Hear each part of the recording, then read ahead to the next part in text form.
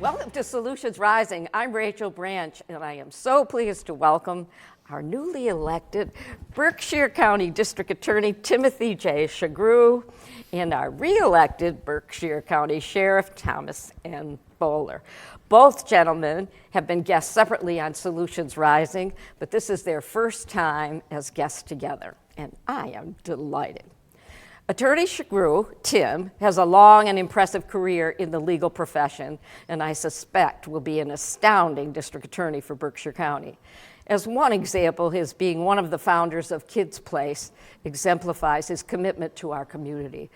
Welcome, District Attorney Shagru, Tim. You're welcome, Rachel. In 2011, Sheriff Bowler began his career at the Berkshire House of Corrections. During his distinguished tenure as Berkshire County Sheriff, he has created and implemented many innovative programs with exceptional community impact. Welcome, Sheriff Tom Bowler. Welcome. Tom. Good to be here. Everyone in the United States is entitled to justice, and I believe we have a long way to go before justice for all is achieved, especially for victims of horrific crimes. The intent of my Solutions Rising programs is to accent on women, girls, and children, and I am always trying to highlight the untold stories of victims. There is no question in my mind that there is an ongoing assault on women and girls in our country and around the world. It could not have been shown more clearly than with the Supreme Court decision this year destroying 50 years of the Roe v. Wade decision. Another horrific blow to women's rights, their freedom, and control over their own bodies. Now that I've had my little say, will each one of you please discuss the visions and hopes for achieving what needs to be done in Berkshire County to succeed on our path to true justice for all, accenting on women, girls, and children, and the most vulnerable. And whoever wants to start first, Sure, may. I'll start right out. We've got, obviously we have a lot of work ahead of us. In the Berkshire District Attorney's Office, we have to reestablish a relationship with the community, knowing that there's public trust and there's public situation where they feel that crime is being prosecuted, that crime is being taken care of. And we also have to do that with the law enforcement community to bring them back in, because we need to work together. As the sheriff will tell you, him and I know each other very well, and having the two law enforcement authorities in the county is a wonderful thing to have with a good cooperation. And with our relationship, I think that between the two of us, we'll be able to really forge ahead with strong law enforcement in Berkshire County, and at the same time deal with diversity issues and dealing with our community to make sure our citizens are safe, and the people that do stray into the criminal justice system, that we're able to give them the help that they need, and at the same time prosecute the most significant serious crimes. What are your visions and your personal hopes? And as I started to say, it is paramount that the public perception and the commitment to the community and its awareness It's definitely of what is happening and sure. what they can do, like if anyone needs to go to the district attorney's office. Well, awareness is really important, and like I said, the public trust, bringing the safety back to the public so that they feel safe and they feel that the neighborhoods are being taken care of, they feel that the law enforcement is there for them, and they also feel that we're there for the community itself. Like I mentioned earlier, diversity programs, things along those lines, mental health programs, and obviously drug, substance abuse type of programs that we need to continue to establish and grow. One of the things that we realized when I started the Kids Place back in the early 1990s was awareness was so important. We, at that time, when I came on board in the Berkshire District Attorney's Office, I had been a prosecutor in Springfield, and I had been doing mostly sexual assaults and child abuse cases. We came to Berkshire County, we had a backlog of it. So I saw a need right off the bat to get the Berkshire County Children's Advocacy Center, the Kids Place, off the ground. And so we established that by a community-based program to make it easier for victims of crime to be able to have to go through the process. It's a multi-team approach with both police, so we have law enforcement included, and we have social services with DCF, and we have mental health services so that there's therapists and whatnot for the victims of crime. And the whole idea is to break the cycle of abuse, because we knew that most abusers had been abused themselves. So in order to break that cycle, we have a medical component to it as well. So all those work together. I found that it worked wonderful. I also found that it to be a good preventive tool, so that we saw actually an awareness and a reduction, Because one of the things I had really had a difficult time when I was first prosecuting rape cases and child abuse cases in 1986 was the fact that people just didn't think these things happen. People don't want to believe them. They want to close their eyes. They want to look away from it. Still don't. They still In don't. in It's an many ugly thing. cases. Yes, Yeah. it is. But we need to focus it straight on, and we need to look at that right on. And I think in my administration, we're going to do that with all aspects of criminal prosecution, with mental health issues, with the gun problems, because we have a real bad gun problem in Berkshire County, and with the drug problem. So it's those type of, I would call them cooperative efforts throughout the whole community, along with a strong law enforcement and a strong leadership role. So I think we have a strong, exceptionally strong sheriff, rather, and I think the more that we can be vocal out there and let the community know that we're here for them and we're here to make sure that we prosecute the crimes, and at the same time, too, we make sure that everybody's treated equally and fairly and there is justice for all. Yes, yes. That's why I brought that back in. I know Right. you and I, when we taped, we yeah. talked about justice for all. And that It's is- important. It's yeah. it's right across the board. It's for victims of crime. It's for people that find themselves in an addiction situation or a mental health situation or even a domestic relation situation. Because one of the things we know with domestic relations, it's a cycle. People go back into it. So we have to sort of break that cycle.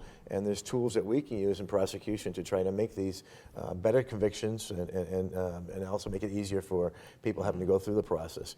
And I think we have to put a big focus on our victim witness program. I think that needs a little bit of revamping. I think we need to have people in touch with the victims of crimes on a continuous basis, and then we work with them together with law enforcement and for people that need services for being a victim of a crime, because it's an awful thing to go through. Going through a criminal justice system is not an easy process.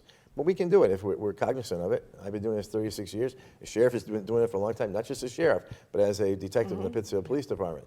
So, and him and I go way back when I was prosecuting, he was a police officer. So we know how we work with each other, and I just see a great vision for what's going to happen for Berkshire County in the next 4 years.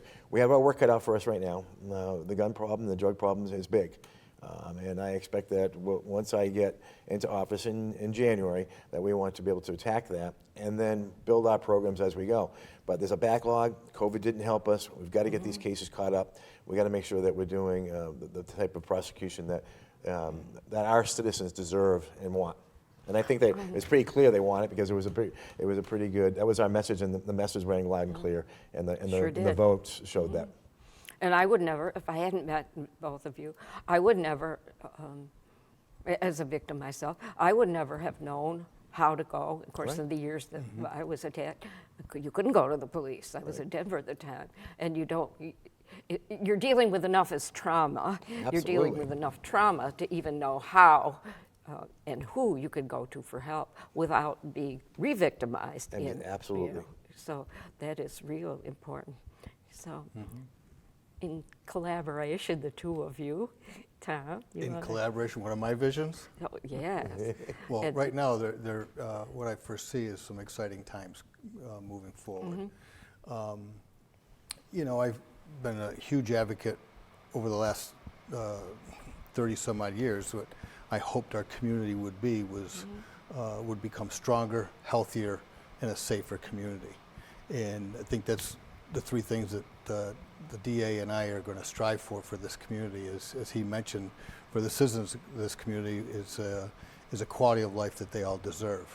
But at the same time, we have to take a look at the root of the problem, what's causing the issues, the crime, what's so unhealthy about our community. And obviously, look at 90% of my population at the jail have some type of substance use disorder. 85%, it just got upgraded from 80 to 85%, have mental health issues. Both the mental health and the substance use disorder go hand in hand. Yeah. And we're dealing with a population that is much sicker now than it was 11 years ago. Yep. When I came on the job 11 years ago, if we had 2 people that were in the category of SMI, seriously mentally ill, that was a lot. Now we're up over 20. Oh, my goodness. Oh, yeah. So we have about 16 individuals that are shipped out to other mental health institutions because of the severity of their illness. And then they'll be coming back to us at some point. But there's some real definite issues. As I mentioned, they're much sicker now than they were 11 years ago, even 7 years ago. We have an opiate crisis that's been ongoing, and it's not a short-term fix. I've mentioned this before. It's a long-term fix. But one of Tim's points earlier is when it comes to crime, people need to be held accountable for their actions. And even if you have substance use disorder, mental health, and criminal behavior all attached, okay, you can still deal with all of them. Okay, we can correct their behavior and treat them for the illness that they have, whether it's substance use disorder or mental health issues. We can do that in our facility. We have a fully licensed medications assisted treatment program. We provide methadone, we provide Suboxone, we provide Vivitrol. We do a whole host of comfort medicines as well for those who choose not to go on the medications assisted treatment program. We have a number of treatment programs to go along with that. Over 60 some odd programs between education, religion, treatment, anger management, job opportunities. We have the new Second Street, Second Chance building now that program is up and running. Jason Kyler is our executive director of that, who was our director of reintegration at the jail. Now he's the executive director of this program. And this program will provide opportunities for those leaving our facility and going back out into the community, a continuation of wraparound services that will be provided for them. It'll also be for those formerly incarcerated individuals, both men and women, from local, state, and federal agencies as well. And those coming out of local, state, and federal facilities as well right now, an opportunity to continue with those services.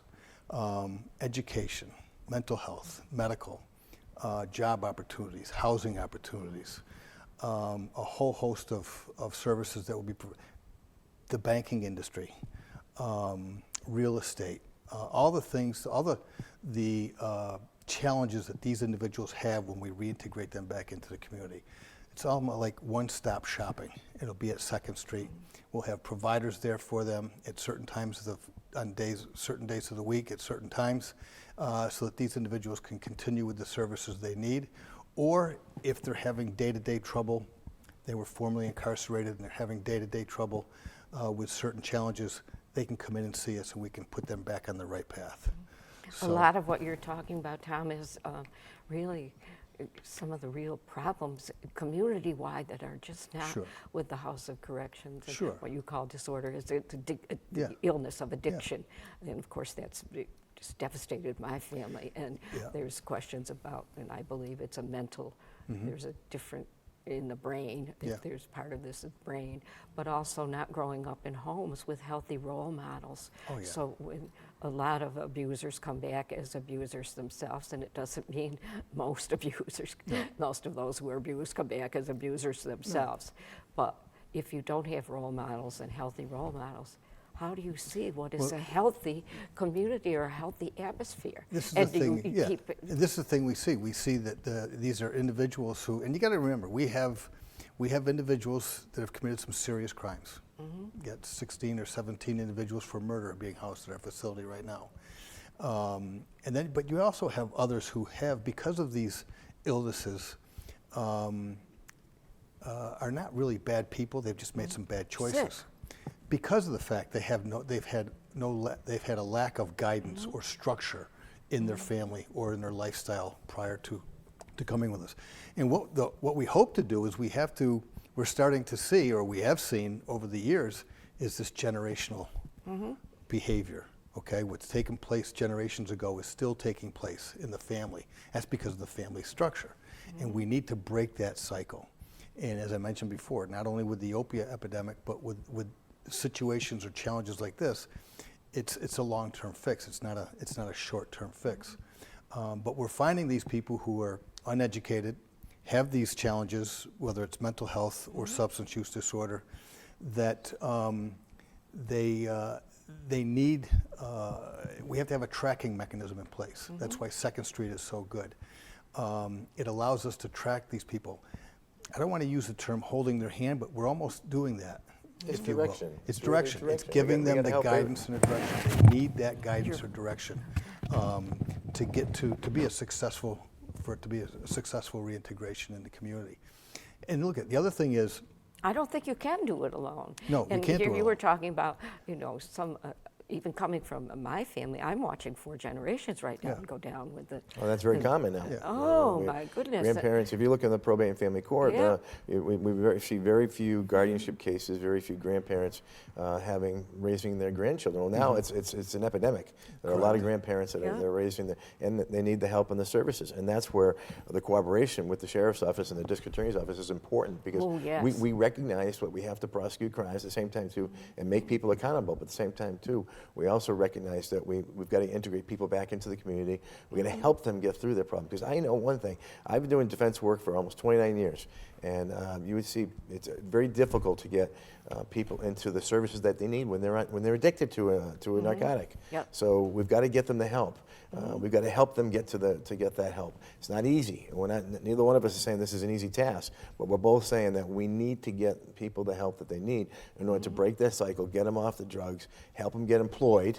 And that's the whole idea of getting people productive in our community, so that we can all feel safer in our community, and we can address those issues. Those issues, they do go hand in hand. Mental health and substance abuse disorders are really, really integrated. And we've got to be able to help people navigate that system. It's not easy to navigate it. That's what we want to make sure we're doing within our office. I'm bringing in my second assistant's coming in from Springfield that's in charge of training and does a lot of diversity programs, and part of the mental health court, which we're going to try to incorporate in our county as well. And she happens to be a North Adams native, so it's very good. That's Kelly Kemp. She's joining us, and she will be in training the district court lawyers. And part of the job we have to do is make sure our lawyers are trained to recognize these things. The sheriff has had his running for a while now. I want to make sure we're getting this. We recognize the problems that exist, and that we can try to address them through the right types of programs. And that's why I was excited to be part of this law enforcement community. And the reason why I wanted to run is I know what he has over there, and I know what good they're doing, and I want to assist with that and do that in the court system, and getting people help when they're first coming into the court system, and so that they're not just finding themselves reoffending. We're trying to get them through the process and make it productive and not so counterproductive, and not just incarceration. Well, we do agree that there are people that have to be incarcerated for significant amounts of time if they're have a history of reoffending. But at the same time too, we also believe in our community, and we want to make sure that we try to get people on the right path. And I agree with the sheriff. We need to have collaboration, and we need to recognize those things, and people need that direction. And he's giving it to them, and I want to be able to do that from our aspect. I think there's been a lack of that in the last 4 years, and I think that you're going to see a big difference with the relationship between law I enforcement. expect to see a big difference. Well, in one of the things that Tim and I have already discussed is Tim's going to come up to the jail for a tour. Right. And Have you ever done that? No. he's going to have I his loved staff, it. some staff come up as well, so that they're familiar with the programs we have, so that those can be incorporated at the time of while sitting in the courtroom. Right. If his staff has an understanding or an awareness of the programs that we offer, then that can be implemented at the time of sentencing and or the disposition of a case. So it's very important that we collaborate. We're on this partnership so that we can find the right solution for the right individual, as well as keeping them holding them accountable for their actions. And we have to share the information so that we know Yeah. who Yes. we have to know who the people are that are causing concerns in our community. We also know need to know that someone's got a mental health problem, or they've got an issue that we can direct and help them. Even if it's pretrial diversion that we're doing before anybody ends up in the house of correction, the sheriff has a wealth of information, a wealth of knowledge within the community, and certainly with all the programs they're doing out there, that if we're sharing that information, and the more I can share it with the sheriff as well, the better off our community is going to be, because again, these two agencies should be like hand in hand. You bet. They really should be, because they're just so important together, because it all comes down to law enforcement. That's what we're here for. Law enforcement includes diversion. Law enforcement includes preventive steps as well. So when we're talking about, we're not just talking about prosecuting crimes. We're talking about prevention, and we're talking about programs to make it so that people who find their way in the criminal justice system can navigate it, and we can help direct them through it, and at the end make them more productive and get less recidivism, and so less people Which coming back. always affects all the women and the children and the most vulnerable, Absolutely, because those are the ones who are mostly victims. And I was just amazed when I met the sheriff and I met him at a spaghetti dinner, I think. I said, would you come on my show? And he said, yes. And he did. I think this is the 6th show you've done.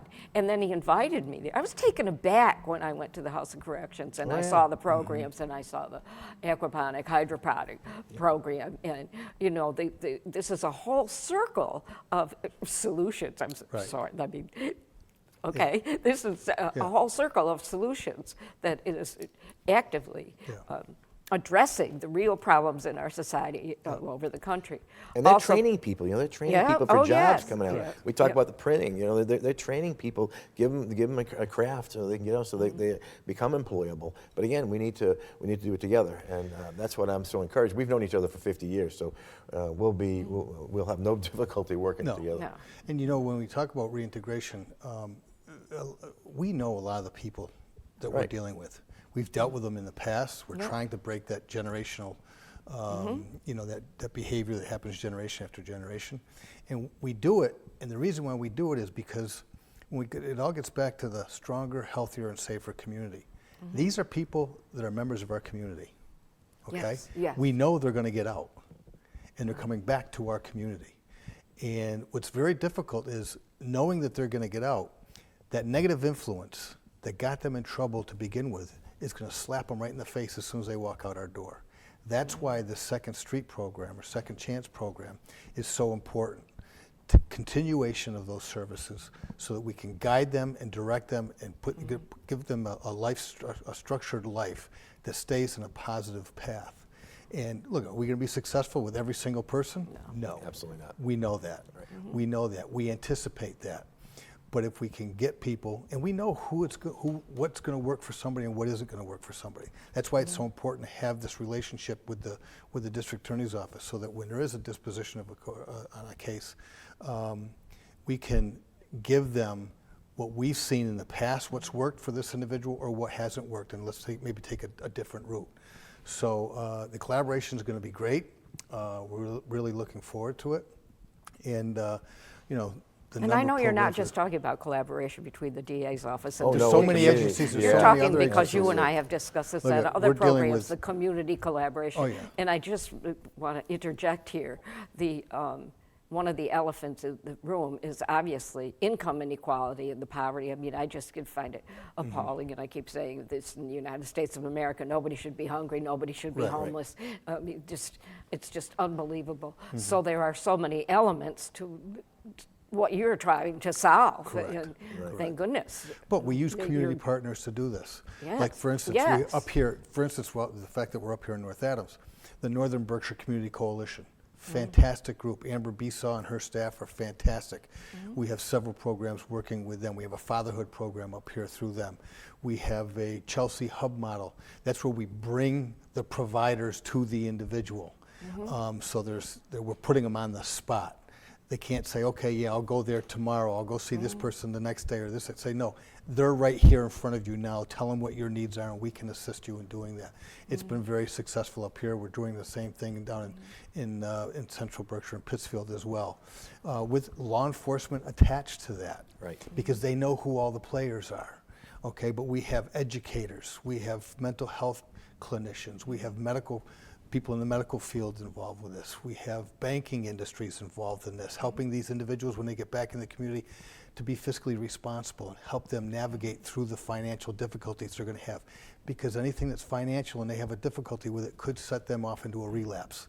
I think most of the organizations that you're talking about also probably have family members or people that they know who have addiction illnesses or opioid abuse or drug abuse. And, if they Mental don't, health. they have mental health issues. I don't know if either of you have had an opportunity, but if you have an opportunity to see Diane Sawyer interviewing Matthew Perry and what happened and drug and alcohol, Yeah. it's astounding. And his family comes from Sure. Williamstown. I knew his father when Yeah. I was in high school. But the feeling for so many on drugs or alcohol, I even remember my nephew who died in 2000 said, Auntie Rachel, I don't think I'm going to make it. By that time, the alcohol had taken over the system. So the medical effects and the brain effects, but also the depression and, you know, I'm bad. I must have done this. This must have, you know, I'm not going to. Yeah. I'm not all right, because then you look back and see all the things you did, Sure. and you think you're a horrible human being when you're just dealing with mental health or sickness or whatever it is in the brain that causes addiction, which is horrifying for those individuals Yep. trying to get well. So you're talking about breaking cycles, but also all the community partners. If they're not aware, they have to learn what this is. It's not somebody being bad. Sure. And when Yeah, you they talk have about to know, all those agencies have to know that that you're accessible to them and you're going to be available to them. And so that Yeah. they can know that they can be there, and then we have to reach out to do that. That's why it's a big part of our job. At the same time, too, we also have to make sure the public needs to know that their community is going to be safe, too. So we're going to, Oh, yes. we have Oh, to yeah. come in. I have a dual role as dealing with those issues and trying to get people the help they need. But at the same time, too, I also have to make sure that there's going to be a standard set regarding drugs and guns and domestic violence, and obviously child abuse cases, because child abuse was really, that's been one of the biggest things that I've worked on my entire career, you know, starting Yep. in 1986 when I started to prosecute child abuse cases and doing the kids' place. Those things are important, but so we need to come out and show the community right off the bat that we're going to be serious about the crimes with that. At the same time, too, also helping people out that, again, we know what the issues are. We know why they found themselves in the system. That's completely different than some other people that are coming in here. They're not part of our community. They're coming in here for greed only and Yes, selling yes. drugs and bringing guns and using kids to use guns now. So we've got a real problem with that. Oh, They're horrific. put them into juveniles' hands rather than into. So we've got a problem with our streets being safe right now. So first, one of my first priorities is going to be tackling the gun issue and tackling the illegal drugs on the streets, and to make sure that we're cleaning up our community. I want people to know if they're going to come into Berkshire County, there's going to be consequences. People are going to be held accountable. If you're selling drugs here, you're bringing illegal weapons here, and there's no reason for you to have a weapon unless you're a law-abiding citizen. I have a license to carry a firearm. I believe everybody should have a right to carry a firearm, but not when people have it illegally and they're using them, and our police officers are put at risk out there. So we've got to make sure that everybody is made safe. So I think there's going to be, the first part of my administration is going to be focusing on the crime problem, and then working with the sheriff and getting the diversion programs established and up and running. That's why the first person I hired was a second assistant that is going to be in charge of training the ADAs, training the lawyers, training the staff, and also working on the diversion and outreach programs that we want to have in conjunction with what the jail is currently doing and what I know they're going to expand to do. So, but I do have the initial thing is that first I want people to know that we are going to be serious about those issues that are affecting the community, because when I ran, I heard people are afraid. Everywhere I went, people are afraid to they're afraid to go on downtown or anywhere. They're afraid to go out at night. They're afraid to to just walk around the streets of Berkshire County anymore. So I have to address that so that people can feel safe in their community. Yes. And that's going to be another And role. also with they're good and bad in everything, including the police department. I think one of the things I was sorry to see was defund the police. Right. It was demilitarize the police. I hated to see the stuff that was coming out of the military, the wars and stuff, go into police departments. That's what was happening. I mean, Of course that's what's happening. It's a very good point. And that is just understandable, particularly in the communities of color, that and I know personally, living in Denver and living in inner cities, the police brutality, but you cannot generalize and say it's all there, a good policeman. That's but right. The sensitivity and the tools for police to know when somebody has a mental health issue. Well, that's why we sometimes have you to- just gotta back off and I don't know, pepper spray or it's Tasing something or- that, well, we know about the taser that didn't Yep. work, or a taser, or even, this is just right off the top of my head, throwing a net over something. But when somebody is in a severe, and they're scary when they're in a Sure. severe mental crisis, there has to be the education of That's police why it's departments. important for us. When I talk about training, I don't just talk about training within my office. I'm talking about training the police departments and how we work with them. And so that we yes. can give them the resources that they need. I think I'm a real big believer in the dash cams and body cams. I think they're important for Yes, everybody. yes. It protects For the community. police also, For as the well police. as the victims. Absolutely. I do agree. I think we should. I would love to see us go back to the old-fashioned policing, which was when the sheriff was a detective for Pittsfield Police.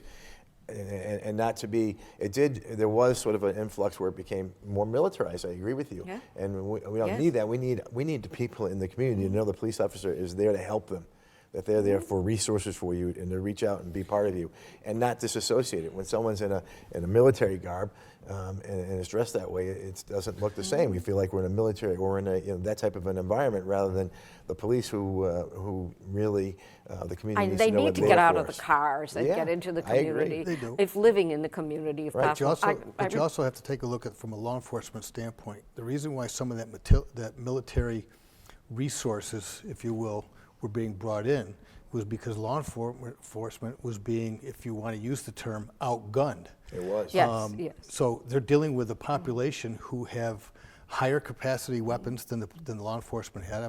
Mostly the assault particularly rifles. drug dealers. Correct. Oh, yeah. And so you can understand that point of it. And getting back to Tim's point about the violence, you have to remember something. I just met with an individual from the Albany area in law enforcement who said the violence over in New York is outrageous.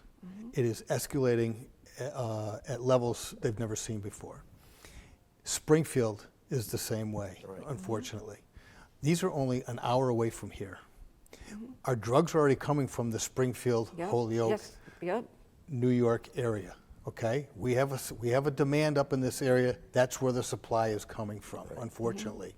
So we have to have the resources to combat that, as well as have the funding for the law enforcement. Because what we're finding right now is all the jobs 7 to 10 years ago who were the most sought after, educators, public safety, mental health, medical field, all those agencies or all those fields right now are dying looking for people. Yeah, they're taxed. They can't get anybody. That's the huge challenge. So instead of defunding the police, put funding in place so that police officers can become, I don't want to say mental health clinicians, but they can be trained to see it and understand it and deal with it. As opposed to, look at putting civilians in a very dangerous situation, someone who's going through a mental health crisis who has a weapon. I'm sorry, civilians, it's not the place for civilians. I understand that a uniform brings a sense of authority to those people, but you also have to protect the people in that You community. can't have one or the other. Right. You got to have both together, I think. Well, that's what we're it's- talking about, it's training. and education, training, and training, but the violence is escalating. Yes. A good point in case is when you talk about the drug trade. Someone who's arrested for trafficking in heroin, this is why I've always been against the no cash bail, is may not meet the criteria in a courtroom to be held on a dangerousness hearing. Now you would think I would, because their activity and their behavior are killing people every single day, okay? But those are the individuals who need to be arrested when they're arrested, not put back out on the street, but be held on a high bail. Now you've taken the problem off the street. Yeah, someone said, well, someone else is going to take their place. Well, someone else may take their place, but will do the exact same thing. But this is how you protect your community. Yeah, you got to hold them accountable, especially Correct. these individuals we're talking about. They have high bail, generally have a lengthy criminal history. Correct. And generally, they're not from here. Right. Generally, they're from outside the community. Yeah. So they right away, there's certain things that you have to, in order to have a cash bail, that you have to meet these requirements. And some of it is that they're not community-based. They have a lengthy criminal history. That there may have been guns that were involved in the incident.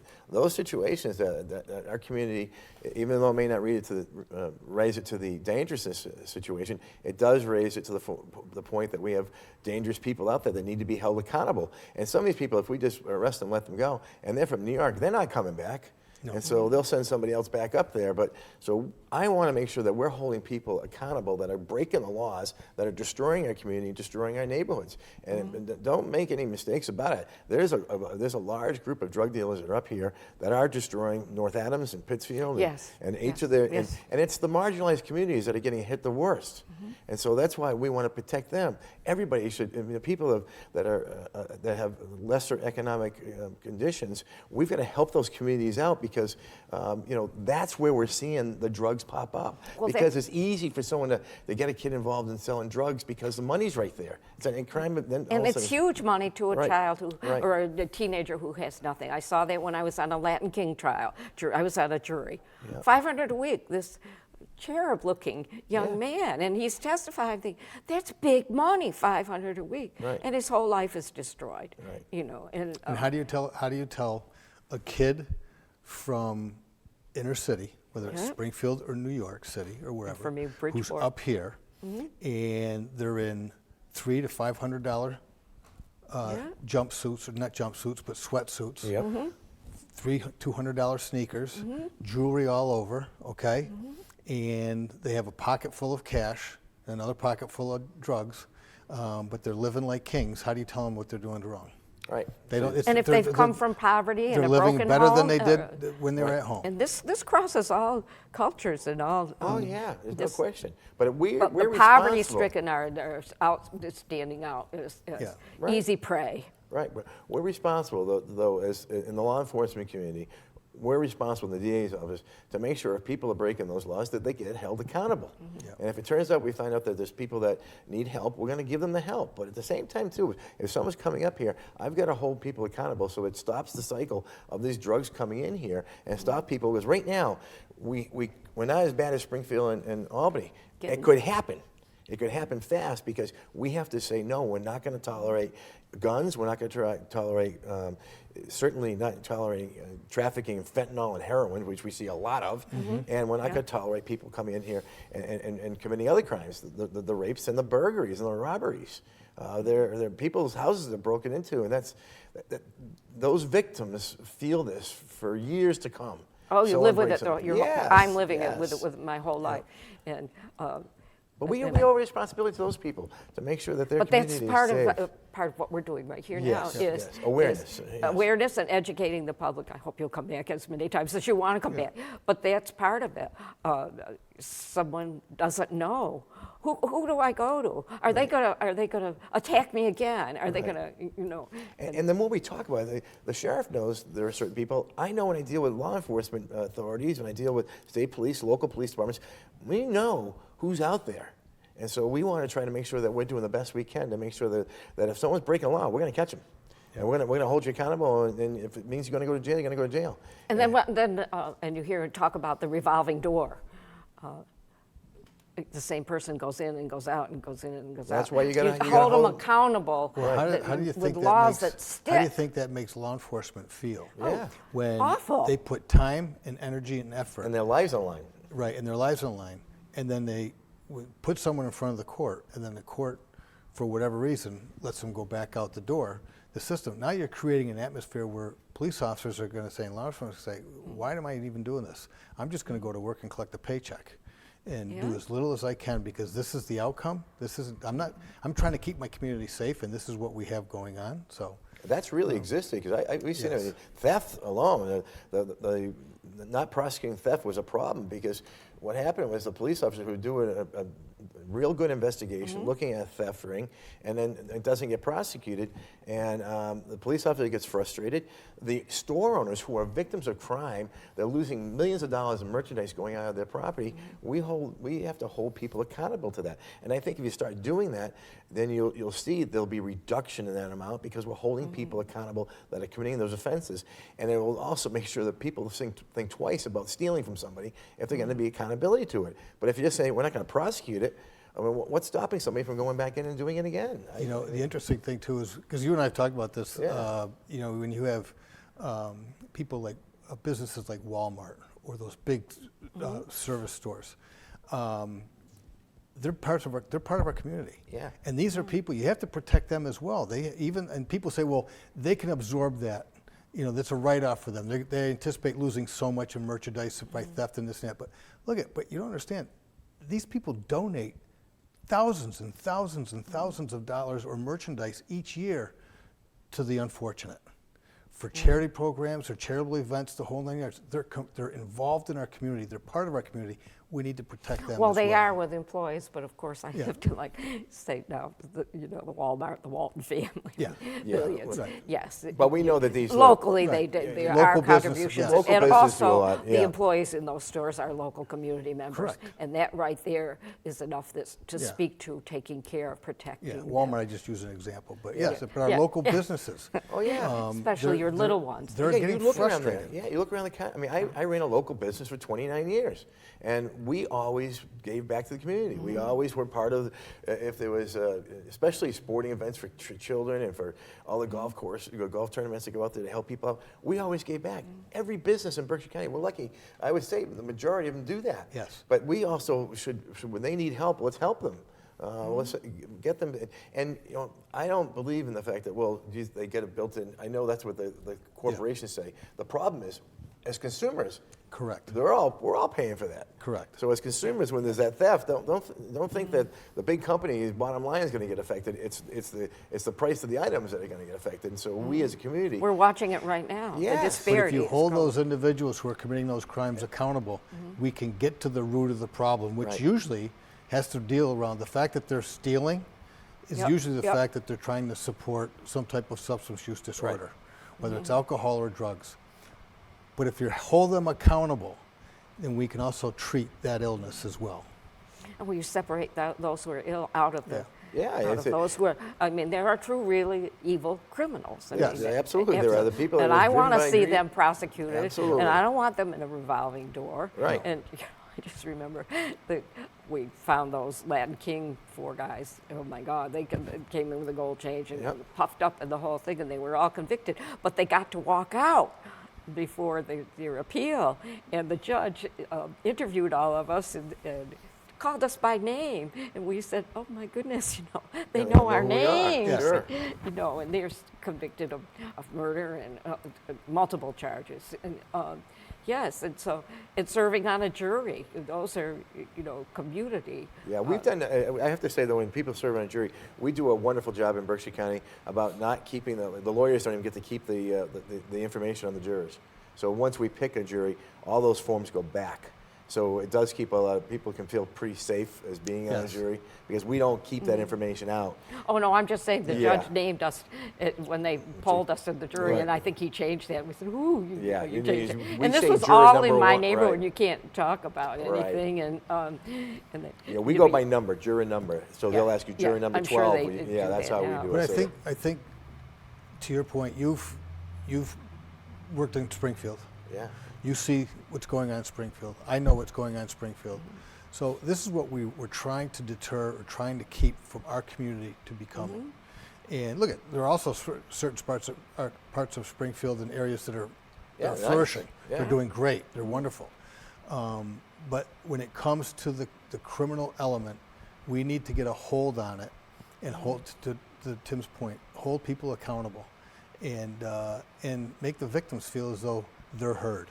oh, Because they absolutely, are a big voice. absolutely, and Absolutely. also. When you take a look at, I didn't know. I lived in Bridgeport for 23 years. I love Bridgeport. I was right near the Long Island Sound. I didn't know there was a drug house. in my neighborhood, my friend who owned a pizza place, Famous Pizza, these gangs were meeting there. I'd walk my dog at Seaside Park. They were doing beat downs there. They were doing beat downs at another park. The FBI, we were listening to tapes of drug dealers in Spanish. They were translating them down in Norwalk at a Greek restaurant. I had no idea, even where I got my coffee and picked up the paper. That's the transparency that every community member needs to know. Like, this is going on. And we know who the And law look at- enforcement knows. We know Yeah. we But know the ones that but are out there, and we need the to do a better neighborhood, job the at that. community Yes. needs to know. Yeah, Absolutely. But and you also have to take a look at when you talk about gun violence. There were 3 incidents, maybe even more, but 3 females were shot and killed. They were not the intended target. Right. Okay, so when Tim talks about those possessing illegal weapons or having illegal possession of these high capacity weapons, and they need to be dealt with, they need to be held accountable. Those 3 young girls had nothing to do with the shootings. They just happened to be in the wrong place at the wrong time, and they became victims, fatal victims. A friend of And- mine, a yeah. man from Lithuania, was shot because of a guy and his girlfriend were having a fight. And Yep. he's standing at the counter, pizza, wonderful elderly man, and they shot him. Yeah. I was stunned. Yeah. This was one of our hangout places. So we got a lot of work to do. We do, but the two of us, we probably saw it during the campaign, and we didn't plan this out, but everywhere we went, we were everywhere. We were in the community. Oh, I know you everywhere. were. and by him and I, we'd see each other there. We wouldn't, it wasn't a concerted effort. We weren't trying to do that, but that's how dedicated that both of us are. We eat out of restaurants. We're active in our community. We're active in programs. We're active in groups. That's what you get when you've got the two of us out there working in the community, because we know what's going on. Plus, I'm very close with law enforcement community. I know these guys, even though I've cross-examined them, and that there's mutual respect for both sides. I respect That's them. important, the mutual respect. Mutual respect is huge. But what do you do? Of course, this was one of the things in my putting the program together. Well, what do you do if there's a conflict between other organizations? I mean, you're dealing with federal, state, county, city, police, all these departments. You got to talk. You got to have open lines of communication, because that's the biggest problem that we have. Is that I think everything can be worked their way through. Everybody's got a different agenda. You got to recognize that, and you got to respect it. There's got a different agenda than what you may do. But what you do is like we did in the kids' place. Everybody had a different discipline. DCF's role was much different than the Pittsfield Police role in an investigation. But we all respected each other's positions. We made them sign compacts that they were missions and that they would agree with their compact, and we get them all on the same page, and everybody respects what they're doing. So that's where cooperation really comes in. The more we can do that with each agency and respect each other's positions, the more that we can do it together. That's the way to do it, is communication. If I hadn't been Understanding- excuse Go me, ahead. if I hadn't been a foster parent, I would not have known about Kids Place. Right. And right there, the collaboration of all the agencies together. The accent was on the child, the victim. Right. So that the child wouldn't be re-traumatized any more than was necessary to get the information you needed to prosecute. Right. But that's a stunning example of community Yeah, collaboration. and then we gave them services. We gave them a medical appointment. We give them follow-up with therapy and counseling, and now have expanded it so that the parents get it as Yes. well, the Yeah. non-abusive parent. And we're trying to expand that even more on domestic violence cases, breaking the cycle of domestic violence, trying to prosecute these cases maybe a little quicker in the beginning so that we get the people so that when they usually, after they've been abused, they're on board. But then time, manipulation with an abuser will convince these people to drop these cases. And we need to do a better job of kind of working with those. And that all comes as a community, not just as one agency. Yeah. You know, when we form these partnerships, it's understanding what each other's role is. Right. Okay, respecting those roles, and but also putting personalities aside. Okay, we're all trying for the same goal. We all want that healthier and stronger and safer community. So putting personalities aside, understanding what each role is, and allow us to work as a partner and forge these relationships. It can be very successful. And it's rewarding too. I it think is. it's when you see what you can do, especially for a victim, and see how much you've changed the processes for them. It's very rewarding for us. But again, him and I are doing this for the right reasons, because we both are community based. We both love the Berkshires. We both lived here our entire lives, and we want to do what's right for our community and do it as a team effort.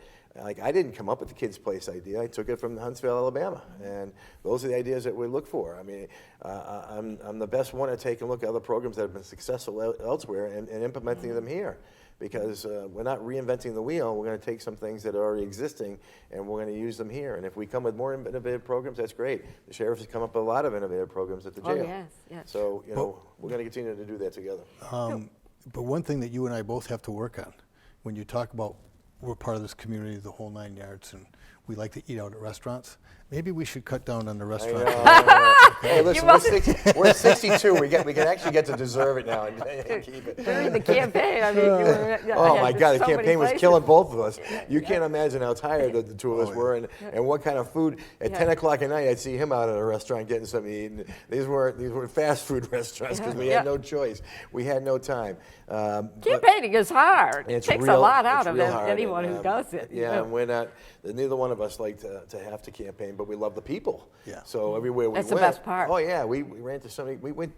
Him and I went to so many. You know, I want to say steak roast, barbecue, chicken barbecue dinners, and again, we didn't really plan it together. We just ended up in those locations because we like people, and And the thing is- community was with you. I mean, the Absolutely. outpouring. Oh, my goodness. We're reachable, we're accessible. I think that people know they can talk to the sheriff anytime. They know they can talk to me anytime.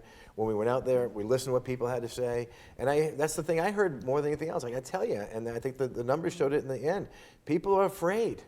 And there's a big public safety issue. Yeah. And then and what I offered to them as well is not just coming in with a strong legal background, a strong trial ethic, someone that can try any case, but I also brought with them that I've been defense work for 29 years, so I know families' dynamics as it relates to someone that's charged with a crime. There are a lot of great families, and people just get themselves jammed up in a situation. Having that background, I know how to handle those.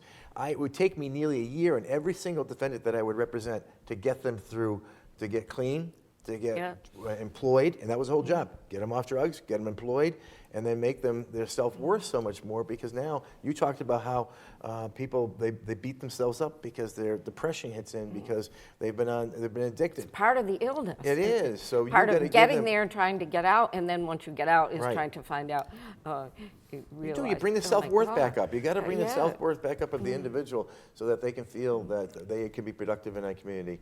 And the more that we do that, the better off our community is going to be, because people will be working.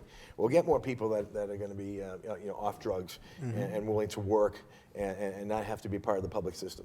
So I think that's what we have, lofty goals, lofty ideas. But I know that we have succeeded in the past. Doing the Kids Place to me was an awful lofty idea. People told me it was never going to happen. And it's 27 years old now. And so those things work. It's the same thing the sheriff's been doing in jail. People say some of these things aren't going to work. They do. You just got to plug way through them and do what you It's gotta hard do. work. It makes me think of Josh Koskoff and fighting for the Sandy Hook families and going after Remington and the gun manufacturers Right. on how they were Smith and advertising Wesson and everything, and even the legal. You're not going to do this in the years, and he did. Right. He did, but it's sticking with it and also believing that you know how to solve this problem. And both of you, I know your problem solvers. That hasn't just been that wasn't just a one-time thing. I think one of the things that was in his favor is the fact that these mass shootings kept happening and happening Oh, and yeah. happening and happening. Right. And of course, that's another problem right there.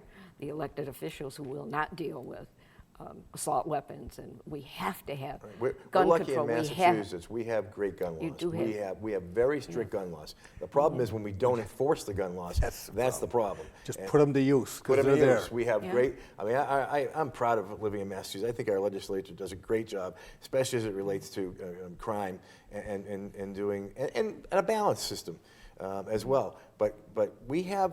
You can have a license to carry in Massachusetts. You just have to go through the process to get it. You have to have no criminal record. Your mental health history's got to be clean, and you got to go through the whole vetting process, which takes 6 months. You just can't walk in and get a gun. So I like the fact that we have those laws, and that's why, as a license to carry, as an LTC owner, I have my license. It took me 6 months to get it. And that's what annoys me, is that someone can come in with an illegal gun and we're just going to let them go. We're not going to let them go. You got an illegal weapon. You've got no good reason to have that illegal weapon, and someone could get hurt so quickly. The other thing that him and I really believe in, and we're preventive. We want to, doing some of these ideas, getting stuff, that's why I want to put back in the schools. I want to get the DA's office back in the schools. Because I want to make sure we get these kids don't need it in high school. They need it in junior high school. They need it in elementary school. You bet. We got to You get them. bet. We got to get them early. We know that that's the break the cycle is through education. We saw that with drunk driving. Drunk driving, believe it or not, those SAD and MAD programs did work. We see it with other programs that you just educate on people so they see what's necessary.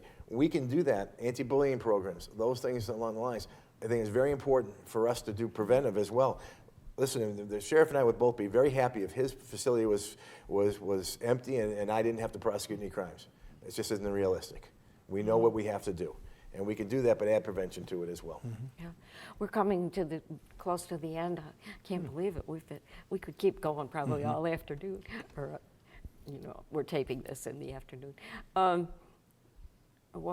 Each of you, whatever comments you'd like to make before we close out the program. Well, we just want people to realize you got to be a little patient. We're starting in new. I really have a lot of my work cut off me because I'm going to do things a little bit differently. So we're in the process of transitioning the office now. I'll be happy once I get it up and running. Unfortunately, I can't do that until January. So once I get in there, then I can start making the moves forward. And I want to make sure that we're prosecuting these cases off the bat. And I want to make sure we train. So training is going to take a little bit of time. So we have to have people to be a little patient with it. But at the same time, too, I've got enough. I'm hiring a community outreach person so that we can start the diversion programs. And I've already hired someone that's in charge of doing the trainings. So I think that I think we've put the blueprint down, and I can do that, especially seeing the programs that the sheriff has run, that I'm also pleased and proud to be part of. And I'm pleased and proud that both of you are here. Sheriff Tom, you have a... Well, I just want to reiterate some of the things, the new initiatives we have going. Obviously, we've talked about the aquaponic program. That's starting to really take off. We're getting a little bit more notoriety with it. Yes, I've seen the it. Department of Corrections has come up to look at our facility. They'd like to initiate or install some type of aquaponic program in the state prison system, which would be very beneficial. We are going to be featured, we think, after the first of the year in the National Sheriff's Magazine. Wonderful. About our program that's up here. And we have another local sheriff or facility in the New York area that's come over and take a look at it. He'd like to implement that program as well. And the unique thing about that program is, yes, we're looking for get people to have jobs, sustainable jobs when they get out. But that program is also unique because we have a number of individuals in our facility who cannot go out and do community service work or be a part of our work release program because of the charges they have. But it does allow them to stay on grounds and go out and work in this facility and get out of the chaos or the chaotic environment that they're living in the housing unit and get away from it all to be able to focus on themselves and build their self-esteem. Start to build a structured lifestyle by building a work ethic, going out there every single day and learning about the environment, learning about the economy and how we're donating and giving back to the community. I mean, we've given over 230,000 heads of lettuce to this community. Every town and every city have been recipients of our produce. You up have there. a multifaceted, integrated solution program at the Berkshire House of Corrections, and it's There's only phenomenal. there's two in the country. One's a That's juvenile amazing. program That's in North amazing. Carolina and ours. And what people don't realize is that the sheriff is right. There's certain things, there are certain offenses that can't have work release. Yeah. So the only thing to do is work within the system. And so in the past, you wouldn't see those type of innovative programs coming in here, giving people jobs within this system who can't be on work release. It gives them skills. It's really, I think that's very important. We're looking to get people integrated back in the community, so I'm not prosecuting them again, and he's not housing them again. Correct. That's So our whole job, is to see if we can. We're all talking about healing and a Yes, healthy community. absolutely. And please come back because we haven't finished this conversation. I don't think we'll ever finish this conversation. Thank you, Sheriff Bowler. Oh, thank you. Thank you. District Attorney-elect Shagru, the next time you come on the program, you will be District Attorney That's correct. Shagru. And if each one of us picked up one problem and solved it, imagine the incredible view we would all have of solutions rising. Please be part of the solution.